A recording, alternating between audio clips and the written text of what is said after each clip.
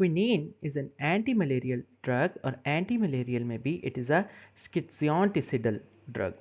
अब ये करेगी क्या? It's going to kill malarial parasites in the RBCs. RBCs के अंदर जितने भी मलेरियल पैरासाइट्स हैं उन्हें किल करेगी।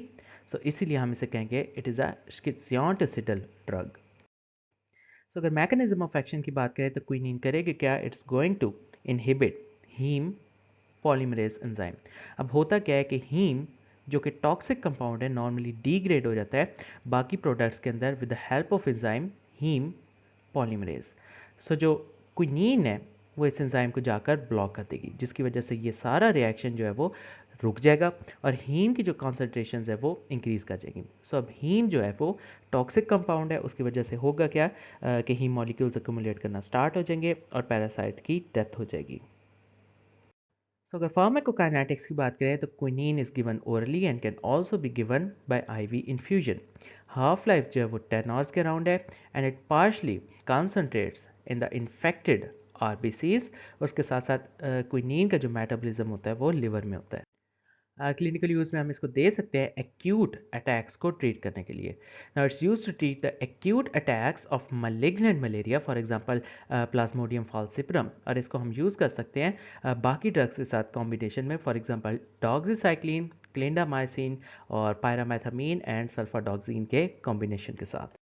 टॉक्सिसिटी और साइड इफेक्ट्स की बात करें तो क्विनीन की वजह से GI disturbances, tinnitus very important, blood vision, उसके साथ साथ हाइपोटेंशन, एरिथमिया, सीएनएस डिस्टर्बेंसेस हो सकती है, black water fever very important quinine की वजह से हो सकता है। इसमें क्या होगा? इंट्रावास्कुलर हेमोलिसिस होगी, हीमोग्लोबिनूरिया होगा और किडनी फेलियर होगा। And quinine is not suitable for कीमोप्रोफाइलैक्सिस। So finally अगर सारी एंटी प्रोटोजोल ड्रग्स को हम क्लासीफाई करें तो इसके कुछ ग्रुप्स बन सकते हैं। कुछ ड्रग्स होंगी वो एंटी मलेरियल होंगी, कुछ ड्रग्स जो होंगी वो एंटी अमीबियासिस होंगी, कुछ ड्रग्स जो होंगी वो लिशमीनियासिस के अगेंस्ट यूज़ हो सकती हैं, कुछ ड्रग्स जो हैं वो नीमोसाइटोसिस के अगेंस्ट यूज़ हो सकती हैं, कुछ ड्रग्स जो हैं वो टोक्सोप्लाज्मोसिस के अगेंस्ट यूज़ हो सकती हैं और कुछ ड्रग्स जो हैं वो ट्राइपेनोसोमियासिस के अगेंस्ट यूज़ हो सकती हैं। सो अगर सबसे पहले एंटी मलेरियल्स की बात करें तो मलेरियल्स में जो पहला ग्रुप है वो होगा टिश्यू स्किज़ियोंटिसाइड, जिसमें प्राइमाक्विन आएगी। टिश्यू स्किज़ियोंटिसाइड के बाद जो ब्लड स्किज़ियोंटिसाइड्स हैं उसके अंदर क्लोरोक्विन, आर्टिमिसिनेंस, आर्टिसिनेट, आर्टिमेथर, डाईहाइड्रोआर्टिमिसिनेंस और क्विनीन, क्विनिडीन और मैफ्लोक्विन आ सकती हैं। इसके अलावा अगर स्पोरेंटिसाइड या एंटीफोलेट्स की बात करें तो उसमें डैप्सोन, सल्फाडॉक्सिन, प्रोग्वानिल और पायरामेथामीन आ सकती हैं। और अगर एंटी मलेरियल में कुछ अदर ड्रग्स की बात करें तो डॉक्सीसाइक्लिन, एमोडियाक्विन, उसके अलावा एटोवाक्विन, हैलोफेंट्रिन और ल्यूमिफेंट्रिन आ सकती हैं। एंटी मलेरियल्स के बाद अगर अमीबियासिस के अगेंस्ट यूज़ होने वाली ड्रग्स की बात करें तो अमीबियासिस में जो पहला ग्रुप है वो टिश्यू अमीबियोसाइड्स आ सकती है, जिसमें क्लोरोक्विन, एमिटीन, मेट्रोनाइडाजोल और टिनिडाजोल आ सकती हैं।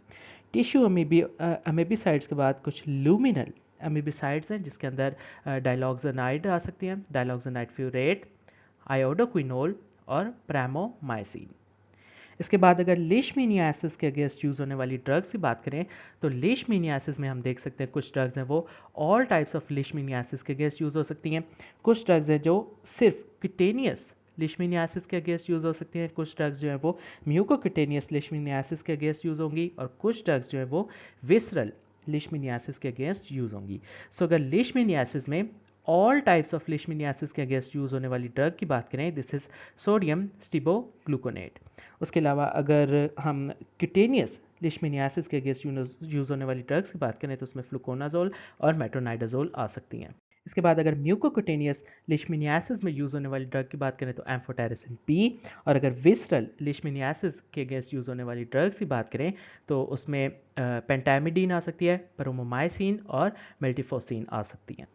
इसके अलावा अगर न्यूमोसाइटोसिस के अगेंस्ट यूज़ होने वाली ड्रग्स की बात करें तो उसमें कॉट्रीमॉक्साजोल आ सकती है। Now this cotrimoxazole is a combination of trimethoprim and sulfamethoxazole. उसके अलावा पेंटिमिडीन आ सकती है, एटोवाक्विन आ सकती है, TMP which is trimethoprim and dapsone, उसके अलावा प्राइमाक्विन एंड क्लिंडामाइसिन और इसके अलावा ट्राइमीट्रेक्जेड एंड ल्यूकोवोरिन। इसके बाद अगर टोक्सो प्लाज्मोसिस के अगेंस्ट यूज़ होने वाली ड्रग्स की बात करें तो उसमें सल्फासॉक्साजोल, पायरेमेथामीन आ सकती हैं, क्लिंडामाइसिन एंड फोलिनिक एसिड का कॉम्बिनेशन आ सकता है, टीएमपी विच इज़ ट्राइमेथोप्रिम और सल्फामिथॉक्साजोल का कॉम्बिनेशन आ सकता है। इसके बाद अगर ट्राइपेनो सोमियासिस के अगेंस्ट यूज़ होने वाली ड्रग्स की बात करें तो उसमें आ सकती है पेंटामिडीन, मिलारसोप्रोल, नाइफ्यूटिमॉक्स, सुरामिन एंड इफ्लॉर्निथीन।